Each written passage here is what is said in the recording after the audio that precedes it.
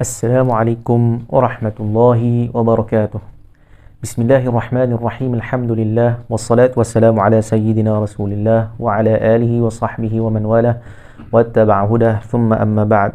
Allahumma iftah alaina hikmataka wa anshur alaina min khazain rahmatika ya arhamar rahimin.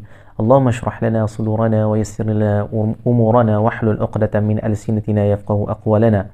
نوينا التعلم والتعليم والتذكر والتذكير والنفع والانتفاع والإفادة والاستفادة والحث على تمسك بكتاب الله وسنة نبيه صلى الله عليه وسلم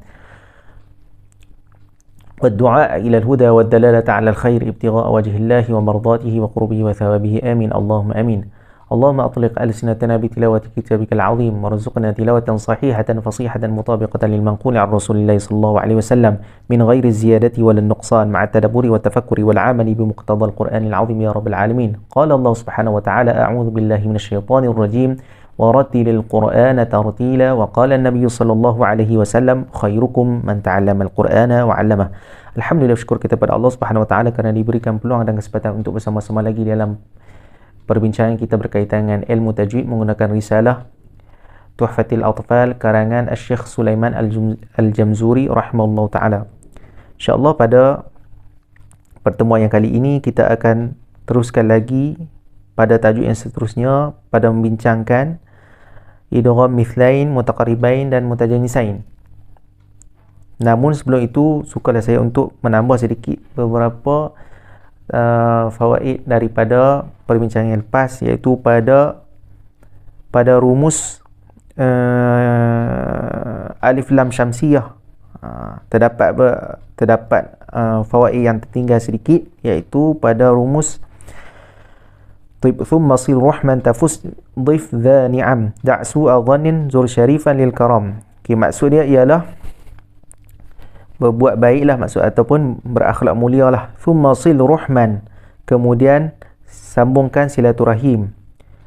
Tafus, maka kamu akan memperoleh kejayaan. Dhif dha ni'am. Okey, dekat sinilah dhif dha ni'am maksudnya bila kamu hendak menerima tetamu, terimalah tetamu yang apa? Yang baik.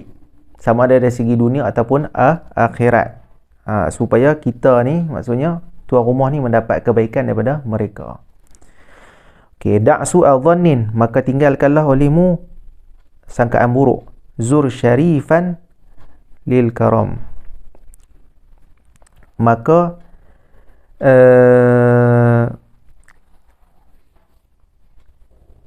ziarahlah orang-orang yang baik. Maksudnya ziarah kita ni pergi ziarah orang-orang yang baik, supaya apa? Lil karam, supaya kita mendapat kemuliaan daripada Allah Subhanahu wa ta'ala. Okey, itu saja.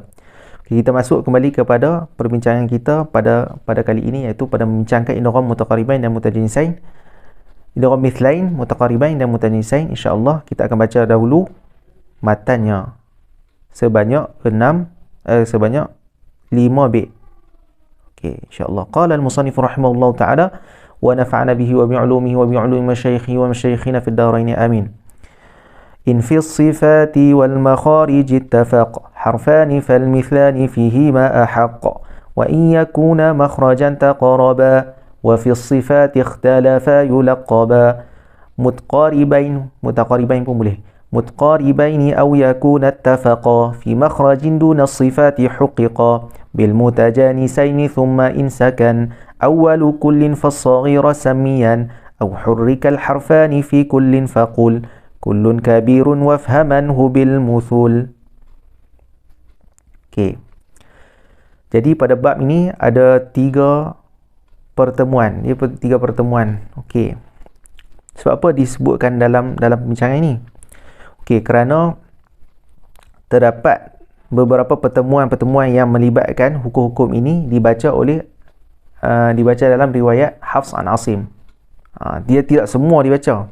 Jadi saya hanya akan menyebutkan bahagian-bahagian ataupun tempat-tempat atau pertemuan yang hanya dibaca dalam riwayat Hafs an Asim. Kalau ikut yang baca yang lain tu lebih banyaklah pada imam-imam yang lain. Jadi tapi pada riwayat kita hanya ada beberapa tempat saja ataupun beberapa keadaan saja yang dibaca dengan idgham dengan 3 pecahan ini. Baik. Tapi hakikatnya ketiga-tiga pecahan ni dia kembali kepada idgham yang terdahulu. Idgham yang terdahulu iaitu idgham bila gunnah. Idgham bila gunnah ataupun idgham kamil. Baik.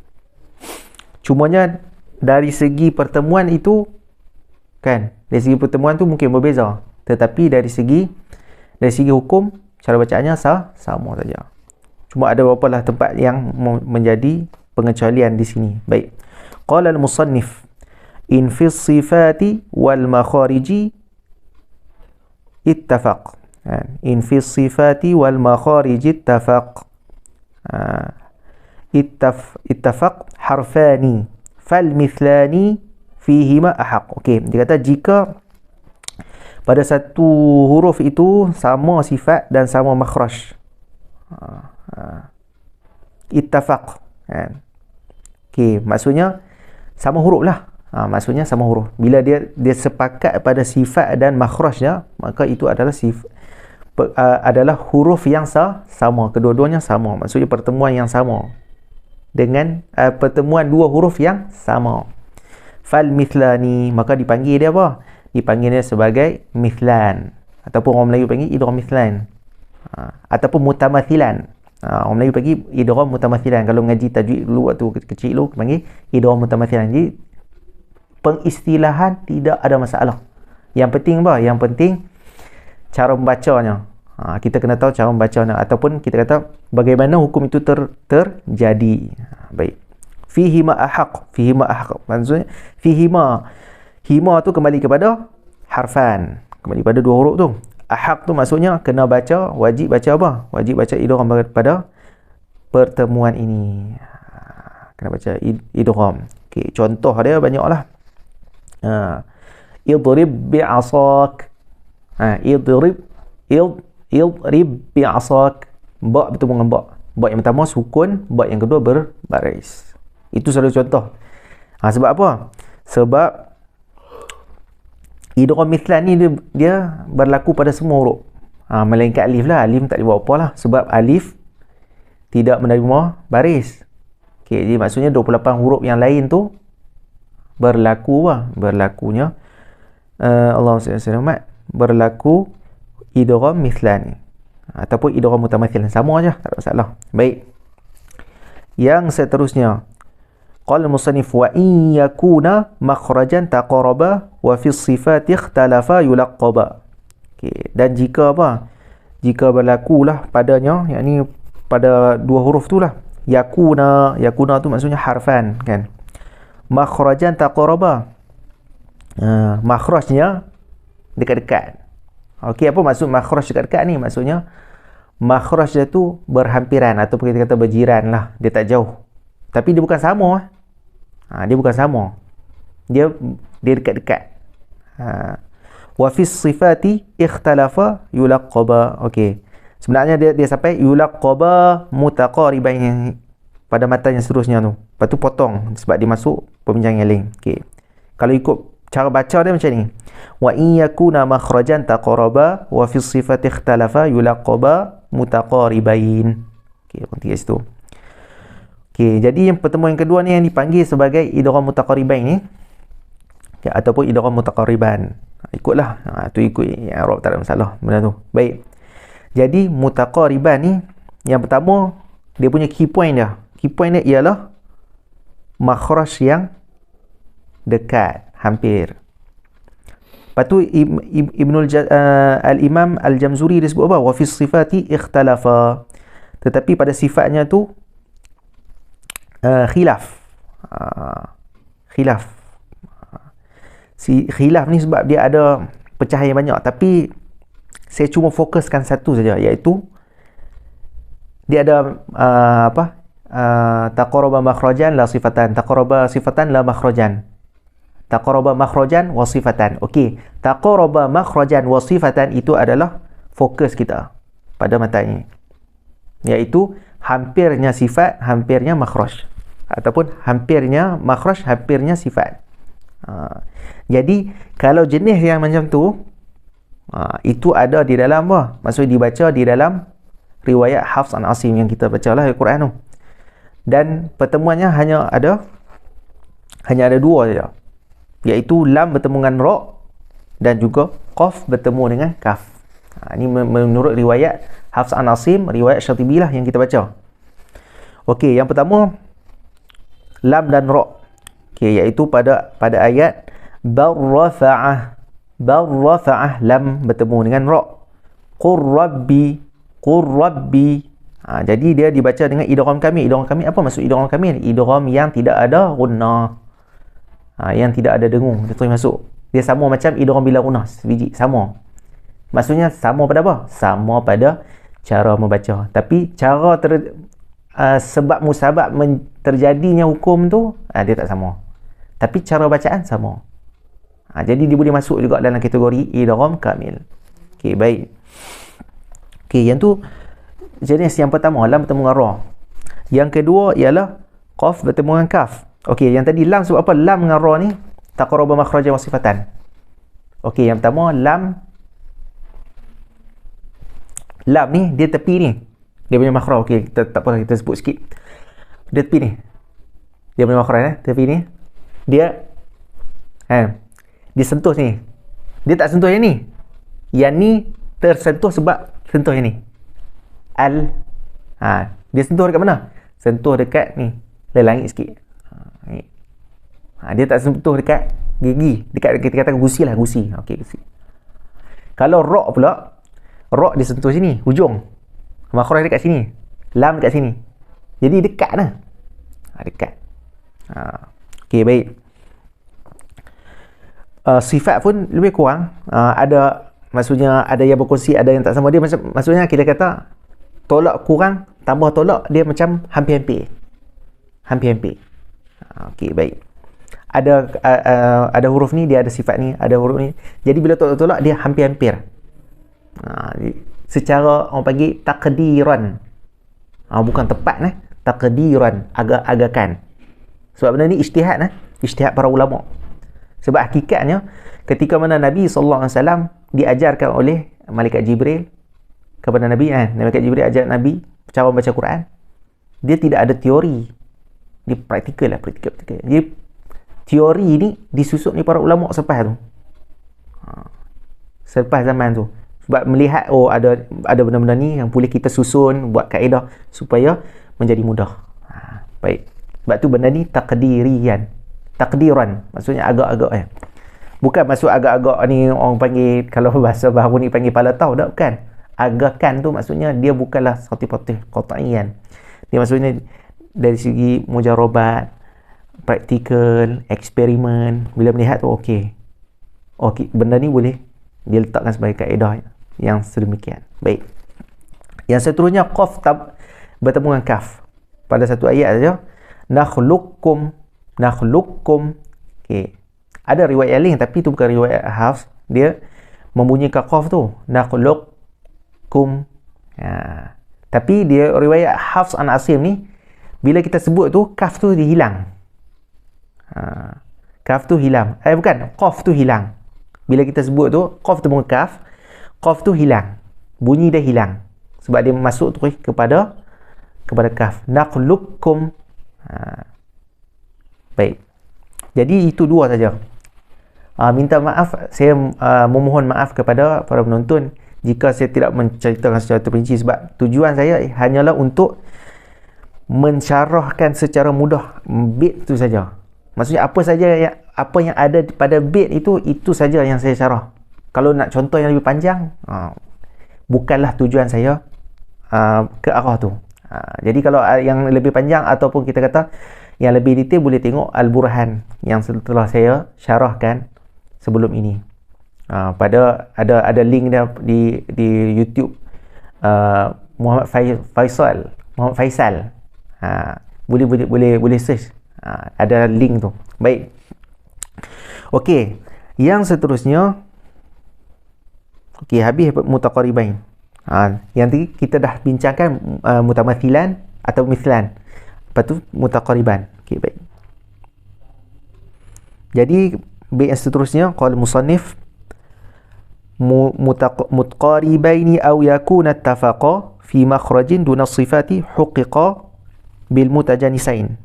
Okey, daripada dia punya perbincangan itu, aw Au ni maksudnya bukan maksud au tu maksud ikhtiari, maksudnya nak kata apa? Masuk pada perbincangan yang lain. Ataupun pada perbincangan yang lain, yakuna, na tu harfan lah, ittafaqa, dia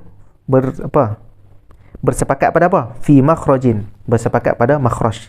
Okey, benda ni biasa sebab ada saja huruf-huruf yang berbeza tapi dia bersepakat pada makhraj. Contoh makhraj hujung lidah yang bersentuh dengan gigi atas sebelah dalam, contoh macam dal ta ta. Dal ta ta itu berkongsi makhraj yang sama. Contoh kan. Okey, saya tak mau panjang-panjang kan, cuma nak bagi contoh saja. Baik. Jadi yang tu apa dia kata apa? Ittafaqa fi makhrajin dunas sifati. Tetapi tidak pada sifat, maksudnya sifat berbeza. Contohnya macam dal dal ta ta tu. Contoh dal istifal. Kan? Ta istifal, ta isti'la. Tu. Okey, baik. Walaupun sebenarnya ada saja sifat-sifat yang sama. Tapi dia bukan semua. Sebab purata sifat huruf yang ada pada huruf, sifat-sifat yang ada pada huruf tu dia 5 ke 6. Kemungkinan untuk sama tu ada, tapi banyaknya yang tak sama. Jadi dia ambil hukum akthar, yang mana banyak lagi. Yang mana banyak lagi dia berbeza. Mungkin dia ada yang sama. Okey, baik. Sebab itulah ulama, ijtihad ulama apa? Dia meletakkan bahawa pertemuan ini dalam kategori mutajanisain. Okey, iaitu apa? Ittafaqa makhraj, bersepakat pada makhraj. Okey, makhraj memang sama. Dia memang dia satu tempat tu ya. Dia tak pergi pula lain. Tapi berbeza sifat. Okey, dekat sini disebutkan dalam riwayat Hafs, yang dibaca dalam riwayat Hafs an Asim, ada 7 pertemuan. Ada 7 pertemuan yang merupakan pertemuan hukum idgham mutajanisain. Okey, yang pertama dal bertemu dengan ta. Contoh ayat dah, qad tabayyana, dal bertemu dengan ta. Okey, dal bertemu dengan ta. Yang kedua, ta bertemu dengan ta. Qalat ta'ifah. Okey, yang ketiga, ta bertemu dengan ta. La in basawta. Okey, yang ni special sikit.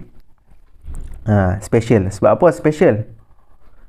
Dia sebenarnya ada satu lagi, farrattu. Okey.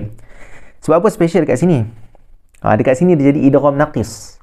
Walaupun dia idgham mutajanisain, tapi dia idgham naqis. Naqis maksudnya dia punya idgham dia masuk tak sempurna. Dia ada lagi bunyi-bunyi huruf yang sebelumnya. Okey. Kalau yang tadi qad tabayyana, dal bertemu dengan ta, dal tu hilang tu bunyi dah. Okey. Qalat ta'ifah, ta bertemu dengan ta, ta tu hilang tu bunyinya. Okey. Tapi berbeza basal ta disebutkan oleh para ulama sebab apa? Kerana huruf ta itu lebih kuat daripada ta. Maka huruf ta itu tidak dapat apa? Menenggelamkan bunyi ta. Jadi sebab itu dibunyikan juga sebahagian bunyi ta. La in basalta. Sebab apa? Sebab huruf ta ketika mana sukun, dia apa? Dia ada satu sifat, iaitu sifat qalqalah.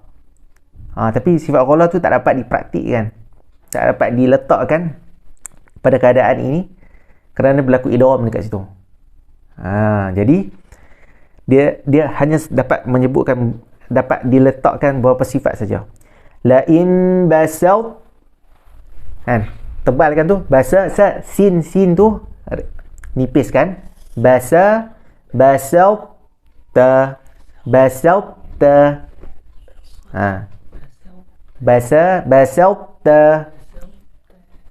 Okey, baik. Yang seterusnya ta bertemu dengan dal. Athqalat da'wa. Jadi huruf ta tu hilang tu bunyi dia. Tidak ada bunyi. Baik, kemudian huruf tha dengan zal. Yalhadzalik. Yalhadzalik. Huruf tha tu hilang terus bunyinya. Baik. Kemudian seterusnya zal bertemu dengan dha. Izzalamu. Izzalamu. Okey, izzalamu. Okey, zal dengan dha ni dia satu makhraj lah. Satu makhraj, iaitu hujung lidah. Ni, hujung lidah ni menyentuh apa? Gigi ni. Di sini. Sentuh sini. Dekat situ ada 3 huruf. Tha, zal, dha. Tha, zal, dha. Okey, jadi 2 huruf ini merupakan makhraj yang sama. Tapi bila disebut ni, disebabkan dha ni lebih kuat. Sebab dia mempunyai sifat itbaq. Itbaq ni memang orang panggil habis metal lah, orang Kedah panggil. Maksudnya sifat itu yang paling kuat, yang tebal dan yang kuat. Maka menenggelamkan huruf zal. Maka bila disebutkan huruf zal tidak bunyi. Izzalamu. Okey. Okey, yang seterusnya yang terakhir, ba bertemu dengan mim. Irkam ma'ana. Irkam ma'ana. Irkam ma'ana. Okey, ba bertemu dengan mim. Jadi bila sebut tu, ba itu hilang bunyinya. Okey, bila saya sebut hilang bunyi itu maksudnya kita tidak membacanya. Tapi adakah huruf tu kekal pada perkataan? Dia tetap kekal pada tulisan dan perkataan tu. Dia tak hilang, cuma tidak dibacakan. Kerana apa? Kerana berlaku idgham padanya. Baik. Okey. Qala al-musannif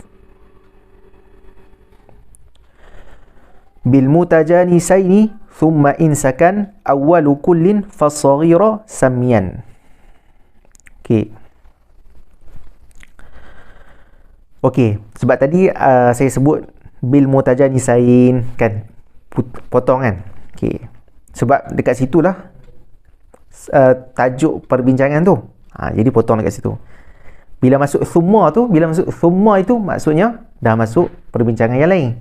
Tapi dia masih lagi perbincangan yang besar lah, maksudnya sub-sub tajuk tu. Dia masuk tajuk yang seterusnya.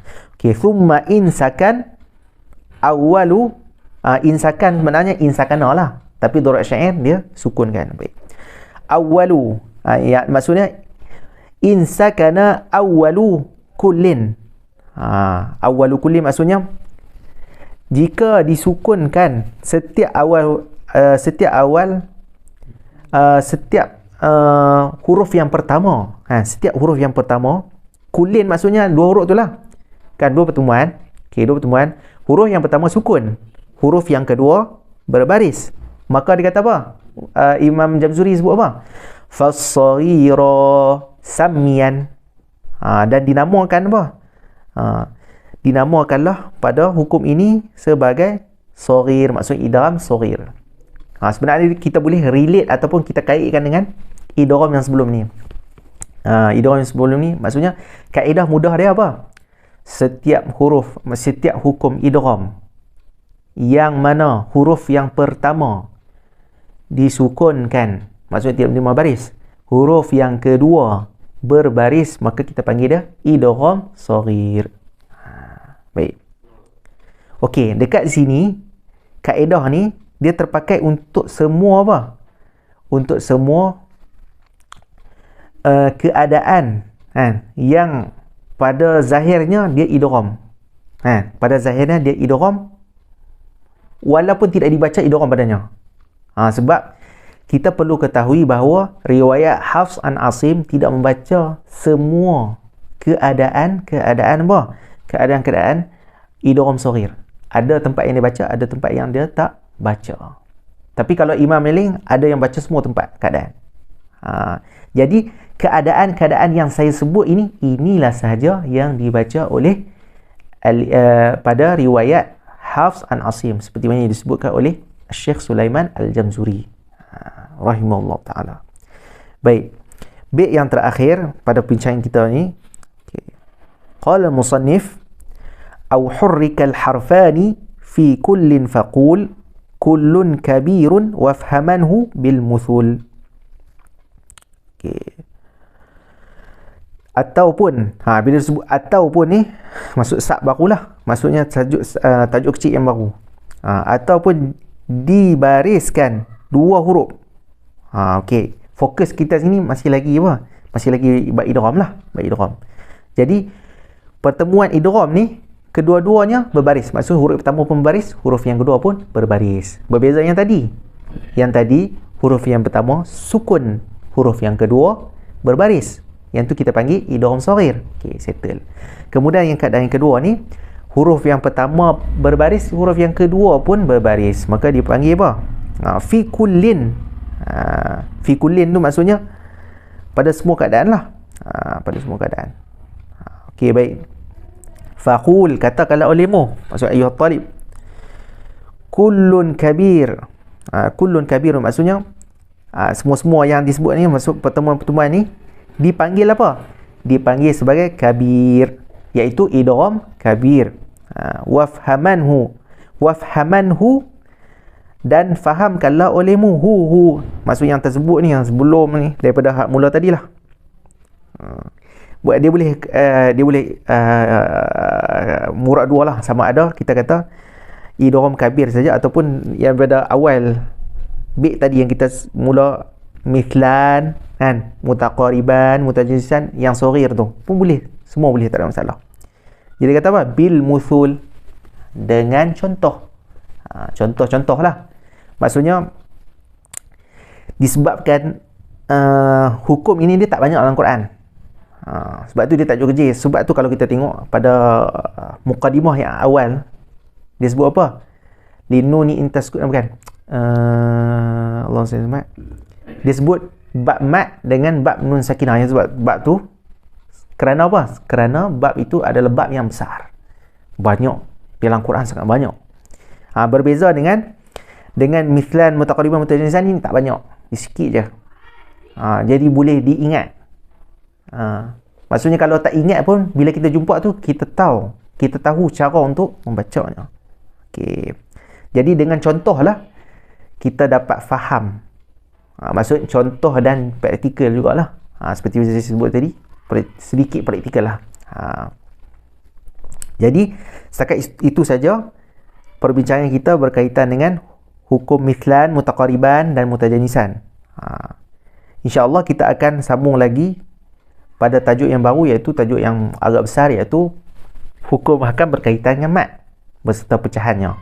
Wallahu subhanahu wa ta'ala a'la wa alam. Subhanakallahumma wa bihamdika asyhadu an la ilaha illa anta astaghfiruka wa atubu ilaik. Bismillahirrahmanirrahim. Wal 'asr innal insana lafi khusr illa alladhina amanu wa 'amilus shalihat wa tawasaw bil haqq wa tawasaw bis sabr. Assalamu alaikum warahmatullahi wabarakatuh.